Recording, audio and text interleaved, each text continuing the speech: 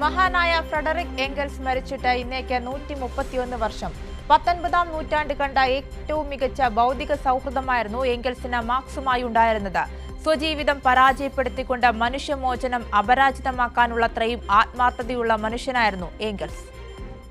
മനുഷ്യരാശിയുടെ ഭാവിയെ വിപ്ലവകരമായി മാറ്റിമറിച്ച communist manifesto മാർക്സിന്റെയും എംഗൽസിന്റെയും പേരിലാണ് പ്രസിദ്ധീകരിക്കപ്പെട്ടത്. മാനിഫെസ്റ്റോ എഴുതിയത് മാർക്സാണ്. എന്നാൽ അതിന്റെ രൂപരേഖ എംഗൽസിന്റേതായിരുന്നു. ആശയം ഇരുവരാലും നയിക്കപ്പെട്ടതും. Marxism marks പടുത്തുയർത്തിയ തത്വശാസ്ത്രമായിരുന്നില്ല. മാർക്സിന് മുമ്പേ എംഗൽസ് നടന്നു തുടങ്ങുകയും മാർക്സിന് ശേഷവും എംഗൽസ് നടത്തം തുടരുകയും ചെയ്ത ആശയ വഴിയാണത്.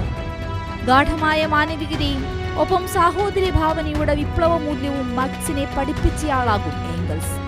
അതാകും 1895 എംഗൽസ് മരിച്ചപ്പോൾ അന്ന് യുവാവായിരുന്ന ലെനിൻ യുക്തിയുടെ തീപ്പന്തം കെട്ടുപോയല്ലോ, ആ ഹൃദയം ചലനമറ്റല്ലോ എന്ന് വേദനിച്ചത്.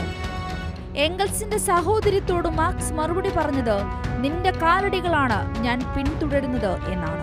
മാർക്സിന്റെ മരണശേഷവും എംഗൽസ് സിദ്ധാന്തത്തിന് പൽചക്രവും പ്രയോഗത്തിന് ജീവശ്വാസവുമായി തുടർന്നു. മാർക്സിന്റെ എഴുത്തുകുത്തുകളിൽ നിന്ന് മൂലധനത്തിന്റെ 2-ാം വോള്യവും സ്വന്തമായി origin of family private property and സ്റ്റേറ്റും പ്രസിദ്ധീകരിച്ചു. സൂറിച്ചിൽ സെക്കൻഡ് ഇന്റർനാഷണൽ സംഘടിപ്പിച്ച തൊഴിലാളി പ്രസ്ഥാനത്തെ നയിച്ചു. ചരിത്രത്തിനൊപ്പം പ്രകൃതിയും മനുഷ്യമോചനത്തിന്റെ സ്പന്ദമാപിനിയായി മാർക്സിസ്റ്റ് വീക്ഷണത്തിൽ ഉൾച്ചേർത്തത് എംഗൽസ് ആയിരിക്കണം. പ്രകൃതിയുടെ വൈരുദ്ധ്യാത്മകത എന്ന പുസ്തകം ഇക്കോ സോഷ്യലിസത്തിന്റെ പ്രാരംഭ ബിന്ദുവായി പരിഗണിക്കണം.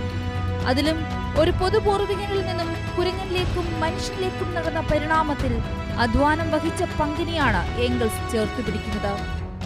ചൂഷണം മരിക്കുന്നതുവരെയും അതിനുവേണ്ടി തോളോട് തോൾ പോരാടിയ 2 മികച്ച സുഹൃത്തുക്കൾ ജനഹൃദയങ്ങളിൽ മരിക്കാതെ തുടരുക തന്നെ ചെയ്യും. കൂടുതൽ തെളിച്ചമുള്ള കാലത്തിനു വേണ്ടിയുള്ള പോരാട്ടങ്ങൾക്കായി അത് അണയാത്ത തീപ്പന്തമായി നിന്നുകത്തും. News desk, Kairali news.